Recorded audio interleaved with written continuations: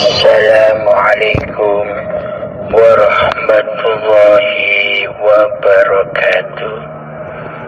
Bismillahirrahmanirrahim. Ashhadu an la ilaha illallah wa ashhadu anna Muhammadur Rasulullah. Allahumma salli ala sayyidina Muhammad wa ala ali sayyidina Muhammad. Rabbi shrah li sadri wa yassir li amri wahlul 'uqdatam min lisani yafqahu qawli. Amin.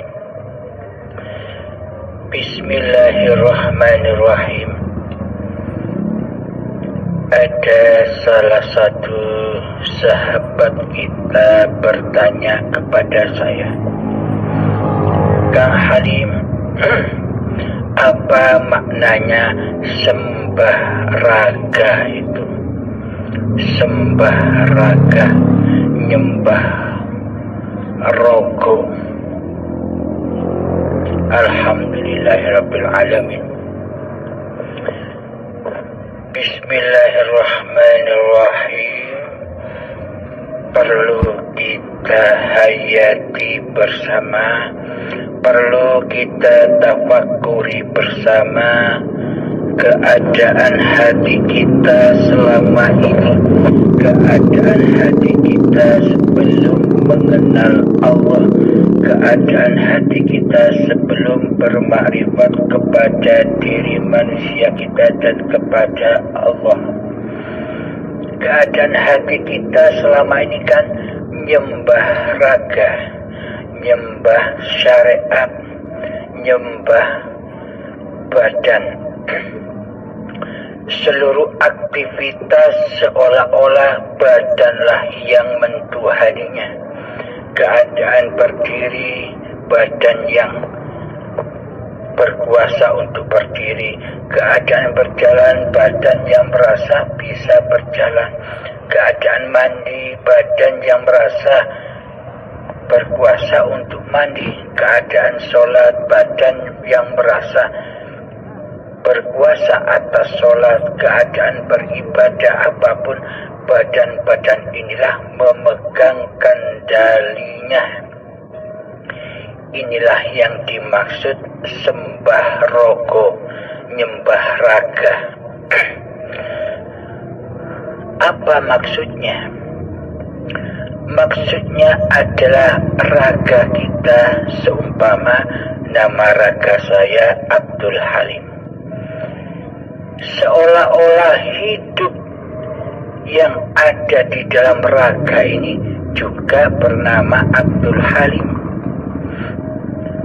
Abdul Halimnya mengaku-ngaku punya sifat hidup untuk mempergerakkan, memperjalankan raganya Abdul Halim. Segala aktivitas, segala kegiatan, segala ibadah, segala sholat-sholat yang dikerjakan Abdul Halim selama ini hanyalah penyembah raga. Seolah-olah Abdul Halimnya lah yang sholat, seolah-olah Abdul Halimnya lah yang beribadah, seolah-olah Abdul Halimnya lah yang beraktivitas di dunia ini. Inilah yang dimaksud sembah raga, nyembah rogo. Jadi nama raga dan nama hidup sama-sama Abdul Halimnya.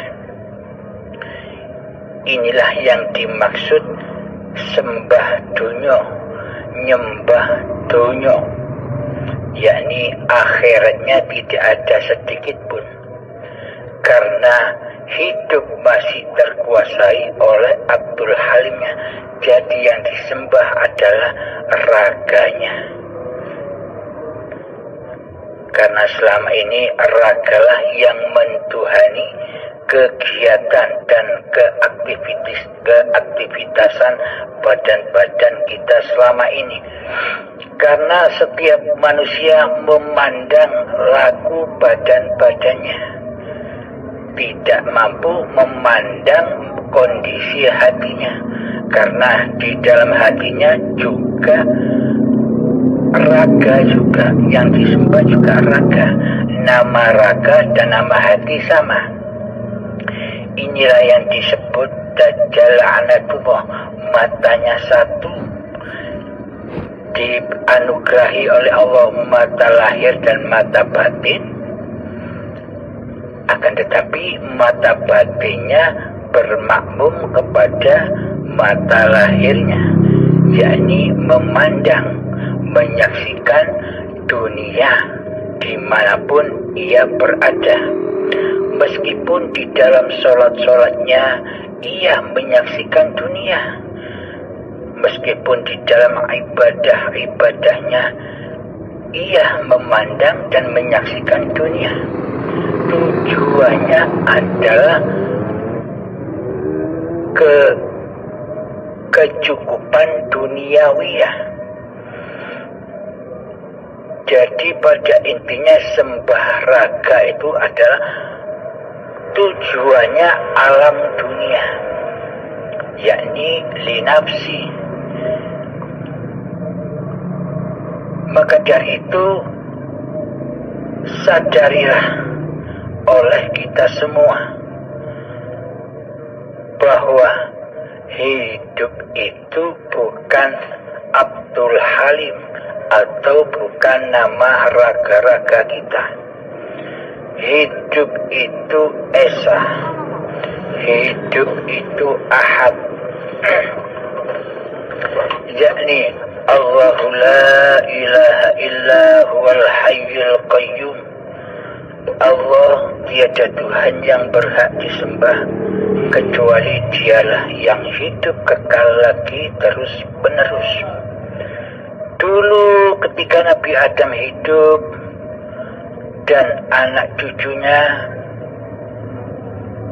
sama-sama hidup, terus Nabi Adam dimatikan oleh Allah. Kemudian hidup berlangsung berganti sampai sekarang ini. Itulah hidup yang sama. Hayatullah, hidup tak pernah mati. Yang namanya hidup ya hidup, tidak akan pernah mati. Manusialah, raga-raga inilah yang mati. Jadi sifatnya Adam itu mati. Jadi nenek moyang kita itu mati, kita pun bakal mati. Maka dari itu matilah sebelum matimu. Bagaimana caranya? Jangan sembah rogo. Bertanya kepada jiwa. Jiwa itu hati, jiwa, roh, nyawa, itu istilah yang sama. Keempatnya berpusat kepada hidup. Jadi hakiki dinamakan di hati, jiwa, nyawa, roh itu adalah hidup itu sendiri. Maka dari itu kembalikanlah nama hidup yang kita akui sebagai hidupnya Abdul Halim selama ini. Itulah hidupnya Allah, Hayatullah, bukan hidupnya Abdul Halim. Relakan, ridhokan bahwa hidup ini Allah. Jangan diakui lagi bahwa hidup ini hidup Abdul Halimnya. Inilah yang disebut bertuhan. Selama ini meskipun kita kelihatannya beribadah, kelihatannya sholat, akan tetapi tidak menyembah Allah. Karena di dalam hati kita selama ini masih nyata wujud Abdul Halimnya, yang masih merasa hidup ini hidup Abdul Halimnya. Inilah tanda kita selama ini belum bertuhan, belum beragama. Meskipun kelihatannya badan-badan kita selama ini terbungkus dengan agama-agama dan terbungkus dengan sholat-sholat serta ibadah-ibadah. Akan tetapi hati kita masih belum beragama. Karena apa? Karena agama di sisi Allah itu, tujuan kita beragama kan agar kita bisa menyembah Allah, agar kita bisa mengabdi kepada Allah, Zat yang mencipta diri manusia kita. Sadarilah itu, kita beragama dan bertuhan itu tujuannya mengabdi kepada Allah, bukan mengabdi kepada diri manusia kita sendiri, bukan mengabdi kepada hawa nafsu kita sendiri, bukan mengabdi kepada badan-badan kita sendiri, bukan mengabdi kepada kehormatan-kehormatan kita sendiri, bukan mengabdi kepada kemuliaan-kemuliaan diri kita sendiri selama ini. Tujuannya kita beragama dan bertuhan adalah agar bisa mengabdi kepada Allah. Maka bagaimana kita bisa mengabdi kepada Allah bila kita tidak mengenal Allah, bila kita tidak tahu Allah, bila kita tidak pernah berjumpa sedetik pun dengan Allah? Bagaimana mungkin kita bisa mengingat Allah? Bagaimana mungkin kita bisa mengingat hal-hal yang belum pernah kita jumpai sedetik pun? Kan muhal. Banyaknya zikir sudah kita lakukan, banyaknya ingat sudah kita lakukan, tapi zikir dan ingat kita selama ini hanya kepada asma-asma Allah saja. Subhanallah, alhamdulillah, wa la ilaha illallah, wallahu akbar, la haula wa la quwata illa billahil aliyyil azim. Hanya terhenti di dalam kalimat-kalimat thayyibah saja, yang mana kalimat-kalimat itu hanya dizohirkan saja, dibaca lewat zikir jahar saja, lewat mulut saja, akan tetapi tidak sampai menyentuh hati, tidak sampai menyentuh hidup. Karena hati dan hidup selama ini masih kita akui sebagai hidup milik manusia kita. Jadi selamanya bila yang wujud di hati ini adalah wujud manusia kita yang masih merasa hidup, maka selamanya kita takkan pernah bisa menyembah kepada Allah. Selamanya kita takkan bisa pernah mengabdi kepada Allah. Apakah itu yang kita inginkan? Sampai kapan kita menyadari akan bertuhan? Nah, untuk mengenal Allah adalah harus beragama dulu. Agama bukan agama secara zahir yang sekarang ini. Agama yang dimaksud agama beragama di sisi Allah. Apa agama di sisi Allah itu? Awaluddin ma'rifatullah. Yang dimaksud kita beragama di sisi Allah itu adalah mengenal Allah. Maka dari itu, untuk mengenal Allah wajib kita juga mengenal diri kita. Siapa diri kita ini? Diri kita ini tiada, gaib dan fana. Maka wujudkanlah hidup ini Allah. Jadi nama Abdul Halimnya sudah tak aktif lagi di jiwa ini, di hati ini, di nyawa ini, di roh ini, di hidup ini. Jadi tetapkan dalam hati kita yang terdalam bahwa hidup ini Allah, bukan hidup Abdul Halimnya.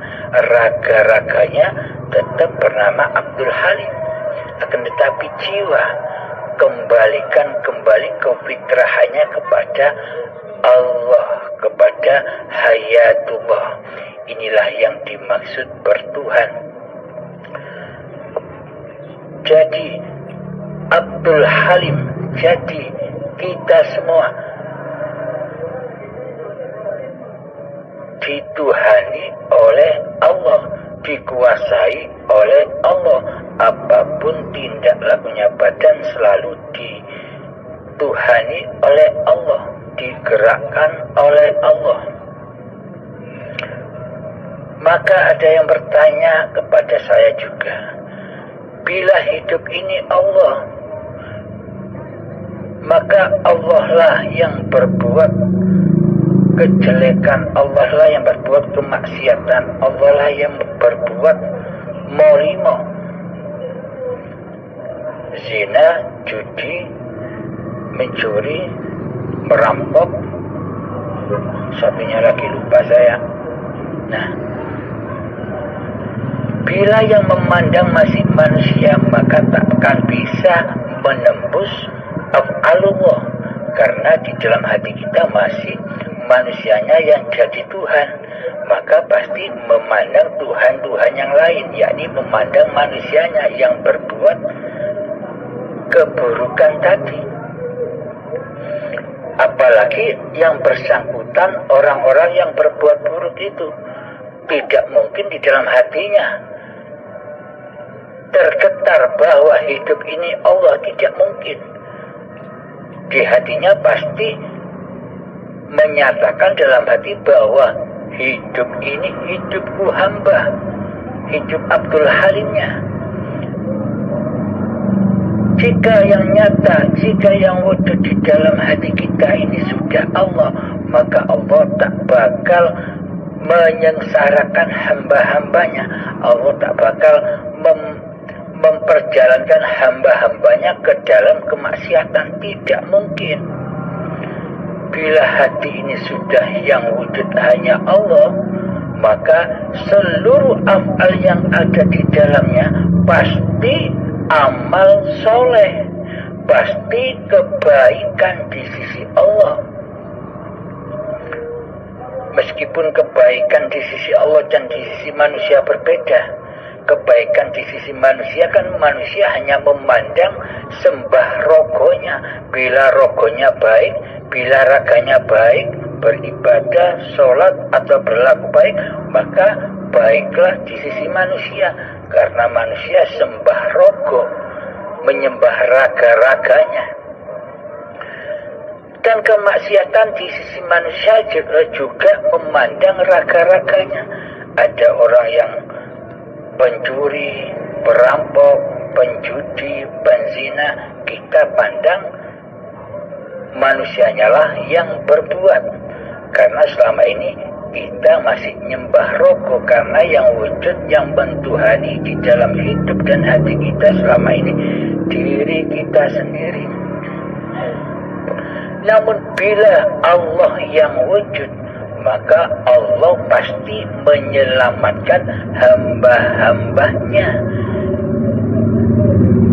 Allah akan menjaga hamba-hambanya dari perilaku yang tidak bagus di sisi Allah, bukan di sisi manusia. Meskipun kelihatannya si hamba ini khairul adab, nyeleneh, tapi di sisi Allah benar, karena Allah lah yang beraf'al di dalamnya. Meskipun menurut manusia yang masih nyembah raga, kelakuan orang-orang yang menjadi kekasih Allah ini kelihatannya khairul adab, nyeleneh. Meskipun bagi manusia memandang orang yang nyeleneh ini buruk, tapi bagi orang yang nyeleneh tadi di sisi Allah baik, karena manusianya sudah tidak menjadi Tuhan, karena manusianya sudah tidak mentuhani dirinya sendiri, karena manusianya sudah rela dan ridho bahwa hidup ini Allah. Jadi manusianya tidak bisa bersyariat lagi, karena manusianya sudah fana dan gaib. Mana mungkin manusianya bisa bersyariat kecuali syariatullah, kecuali af'alullah. Contoh seperti bayi. ketika bayi kan manusia kita gaib, manusia kita tak ada. Bagaimana mungkin bayi itu bisa ngaku-ngaku, ini bayiku, hamba, ini hidup bayiku, hamba. Tidak bisa bayi itu ngaku-ngaku karena manusianya masih tiada, masih gaib. Maka dari itu bayi disebut suci. Suci dari pengakuan diri manusianya. Nah,